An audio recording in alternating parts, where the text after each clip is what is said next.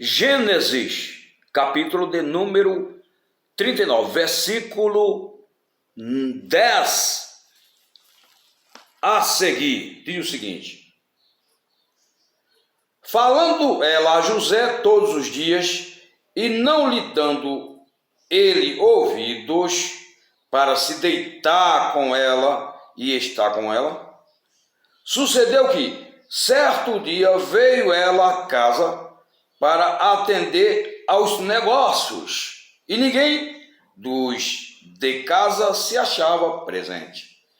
Então ela o pegou pelas vestes e lhe disse: deita-te comigo. Ele, porém, deixando as vestes nas mãos dela, saiu fugindo para fora. Aqui está falando do José. José foi aquele filho de Jacó que foi vendido pelos seus irmãos e, na condição de um escravo, ele foi parar lá no Egito, no mercado de escravo, e lá foi vendido novamente ao Potifar, que era um oficial do rei Faraó. Lá o Potifar o colocou como chefe, como administrador de toda a sua casa, e do meio por fim, essa mulher do Potifar, a senhora do José, começou a assediar a ele e diariamente dizia: deita-te comigo. E o José resistia a essa tentação, por obediência a Deus e por respeito ao seu senhor Potifar. Chegou uma hora em que a mulher insistiu a ponto de segurar ele, para que ele então cedesse àquela tentação para um relacionamento sexual ilícito.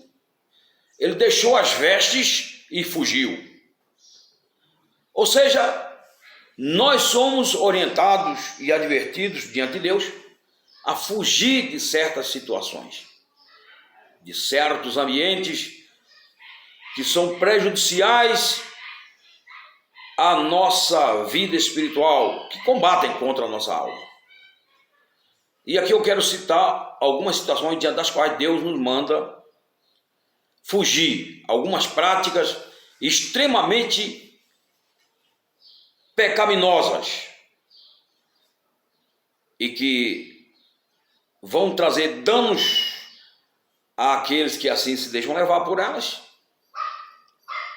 E obviamente Deus não será honrado, ao contrário, Deus será desonrado, porque são práticas pecaminosas que Deus abomina. Então, vamos seguir o conselho de Deus, porque não existe super cristão, não existe super homem. Só Jesus é o perfeito homem e o verdadeiro Deus. E a exemplo de José, que fugiu para não cair no pecado da fornicação, porque a fornicação se dá entre os solteiros, o adultério entre os casados e a prostituição entre aqueles que comercializam sexos, praticam sexo no âmbito da comercialidade. Enfim, portanto, vamos lá, as situações diante das quais Deus nos ordena e nos alerta a fugir. Em primeiro lugar, fugir da prostituição. 1 Coríntios 6, versículo 18. Fugir da prostituição. Qualquer outro pecado que uma pessoa comete ou cometer é fora do corpo, mas aquele que pratica a imoralidade peca contra o próprio corpo. Então, conforme Deus aqui nos informa, existem pecados que são praticados fora do corpo. São graves. O salário do pecado é a morte, sobretudo espiritual. É o rompimento da comunhão com Deus. Mas o pecado que se comete, por exemplo, no caso da fornicação, do adultério e da prostituição é o pecado que se comete no contexto do corpo. É um pecado mais grave ainda. Tanto a fornicação quanto o adultério e a prostituição se encontram no mesmo nível de degradação moral aos olhos de Deus. E a advertência é fugir da prostituição, da fornicação, do adultério, da imoralidade e assim por diante. Em segundo lugar, Deus nos adverte para que nós fujamos das paixões da mocidade. 2 Timóteo 2:22. As paixões da mocidade. Diz o seguinte, 2 Timóteo 2:22. Foge também das paixões da mocidade e segue a justiça, a fé, amor e a paz com os que de coração puro invocam ao Senhor. Nós temos que tomar cuidado com as amizades no âmbito de escola, de faculdade, no âmbito do trabalho e até de igreja, porque nem todo mundo que frequenta a igreja, de fato, é pessoa comprometida com o reino dos céus, com o reino de Deus. Por isso que nós temos que ser seletivo com as nossas amizades. Amizade, em primeiro lugar, com Deus. Provérbios 17:17. Em todo tempo ama o amigo, e na angústia ele se fará um irmão. Quem é esse amigo? Jesus. Por isso que em Romanos 8:29 é dito que ele é o primogênito dentre muitos irmãos. O irmão mais velho, o bigger brother. Muito bem, então vamos fugir das paixões, em segundo lugar, que combatem as paixões da mocidade e seguir a justiça, a fé, o amor e a paz. Justiça, olha só os valores: justiça, fé, amor e paz. Justiça, fé, amor e paz. Com o coração puro invocam ao Senhor. Nós temos que interagir especialmente com aqueles que professam esse tipo de fé e reflete o caráter de Cristo. Quanto àqueles que estão fora do propósito, que não dão testemunho de pessoas de Deus, que não faz jus à sua fé em Cristo, nós temos que pregar para eles. E, sobretudo, ser exemplo diante deles. Muito bem. Em terceiro lugar, Deus nos adverte a fugir da idolatria. 1 aos Coríntios 10, versículo 14. Portanto, meus amados, fugir da idolatria. Em terceiro lugar, nós temos que fugir da idolatria, dos ídolos. O que é um ídolo? Tudo aquilo que tem como propósito preencher o lugar que é único e exclusivamente de Deus. Pode ser a família, o emprego, pode ser o patrimônio, pode ser uma estrutura religiosa, ideologia política, imagens de escultura, quando se utiliza para fins de adoração, são ídolos.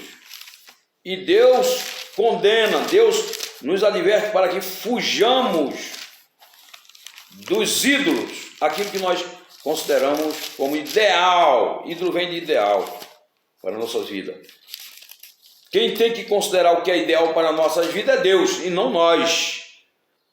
1 de João 5:21. Filhinhos, guardai-vos dos ídolos. Então nós temos que fugir dos ídolos. Quem é que sabe o que é bom para nossas vidas? Do ponto de vista moral, espiritual e ético. É Deus. Onde é que está escrito? Está escrito aqui em Eclesiastes, capítulo 6 de Eclesiastes, versículo 12. Pois quem sabe o que é bom para o homem durante os poucos dias de sua vida na vaidade, os quais gasta como sombra? Quem sabe o que é bom para o homem é Deus. Porque o coração do homem é enganoso. Jeremias 17:19. 17:9. O coração do homem é enganoso, desesperadamente corrupto. Quem o conhecerá? Só Deus. Então, quem sabe que é bom para nós é Jesus, porque foi Ele que nos formou, e formou Deus o homem conforme a sua imagem e semelhança. Muito bem. Então, nós temos essas advertências, essas alertas da parte de Deus para que fujamos de determinadas práticas pecaminosas. A exemplo de José, fujamos e não permitamos ceder à tentação. Então nós temos e precisamos fugir da prostituição, né, das paixões da mocidade, da idolatria e dos falsos pastores. Isso aí também é uma advertência de Deus para fugirmos dos falsos pastores, falsos mestres, falsos profetas. Temos que fugir. É o que está escrito aqui em João, Evangelho de Jesus Cristo, conforme escreveu o evangelista João, capítulo 10, versículo 5. Diz o seguinte: mas de modo nenhum seguirão o estranho, antes fugirão dele. Fugirão dele, porque não conhecem a voz dos estranhos. Nós temos que reconhecer a voz de Jesus. A Bíblia, nesse contexto aqui de João 10, vai dizer que as minhas ovelhas, disse Jesus, ouvirão minha voz, eu as conheço, elas me seguem, eu lhes dou a vida eterna, ninguém as tomará de minhas mãos. Então nós temos que seguir Jesus. Seguindo Jesus, Jesus vai nos levar a líderes comprometidos com o reino de Deus, a pastores, a homens comprometidos e aliançados com Deus. Porque se nós formos seguir a homens de mentes corrompidas,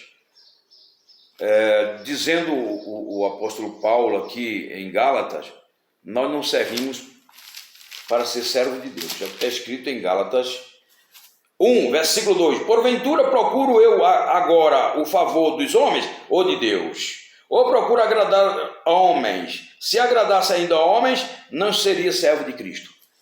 Nós temos que agradar o homem, contanto que este homem esteja alinhado na sua vontade com Deus. Do contrário, nós temos que agradar a Deus em primeiro lugar,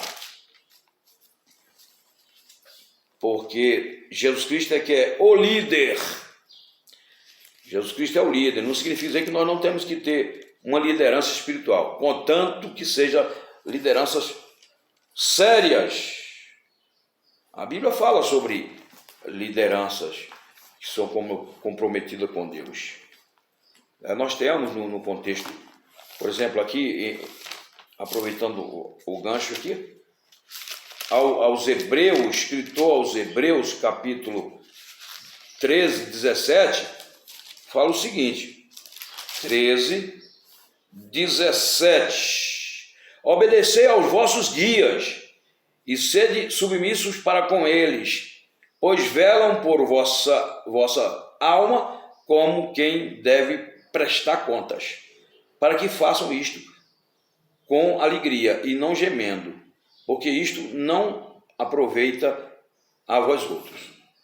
Quer dizer, os líderes que velam sobre a nossa alma, com a consciência de que tem que levar a sério, tem que cuidar das ovelhas de Jesus, entendendo que vai prestar conta diante de Deus, e isso ele manifesta na prática. Esse é o líder que nós precisamos nos submeter, em Deus, no Senhor. Porque se for líder que está pensando apenas no seu império terreno, estamos fora. Finalmente, fugir do amor ao dinheiro. Se encontra aqui em 1 Timóteo, capítulo 6, versículo 6 a seguir, onde diz o seguinte: de fato, grande fonte de lucro é a piedade com contentamento, porque nada temos trazido para o mundo, nem coisa alguma podemos levar dele. Tendo sustento e com que nos vestir, estejamos contentes. Ora, os que querem ficar ricos caem em tentação e cilada e em muitas concupiscências insensatas e perniciosas, as quais afogam os homens na ruína e perdição, porque o amor ao dinheiro é a raiz de todos os males. E alguns nessa cobiça se desviaram da fé e a si mesmo se atormentaram com muitas dores. Então, nós temos que fugir do amor ao dinheiro. Alguém disse o seguinte, que o dinheiro, quando está nos nossos pés, é uma bênção, mas quando sobe para a cabeça, é uma tragédia. Ou seja, nós temos que dominar o dinheiro e não ser dominado por ele. Nós temos que usar o dinheiro e não ser usado por ele. Porque o dinheiro não é maldição em si, mas o amor ao dinheiro, sim. E nós temos que amar, acima de tudo, antes de qualquer coisa, a Deus. Amar a Deus, esse é o mandamento, e grande mandamento, eu encerro aqui, onde é dito. Respondeu Jesus, o principal mandamento é, ouve, ó Israel, o Senhor nosso Deus é o único Senhor. Amarás, pois, o Senhor teu Deus de todo o teu coração, de toda a tua alma, de todo o teu entendimento, de toda a tua força. E o segundo é, amarás o teu próximo como a ti mesmo. Não há outro mandamento maior do que estes. Portanto, fica aqui esta palavra, onde Deus nos adverte a estarmos fugindo de tudo aquilo que pode comprometer a nossa relação com Ele e pode trazer um estrago aos extremos sobre a nossa vida e contra a nossa vida espiritual, nossa vida moral. Temos que fugir, a exemplo de José, da prostituição, seja fornicação ou adultério, da idolatria, das paixões da mocidade, dos falsos profetas, falsos mestres e do amor ao dinheiro. Você tem que amar a Deus. Valério Pontes. Se inscreve, vamos juntos evangelizar o mundo. Amém.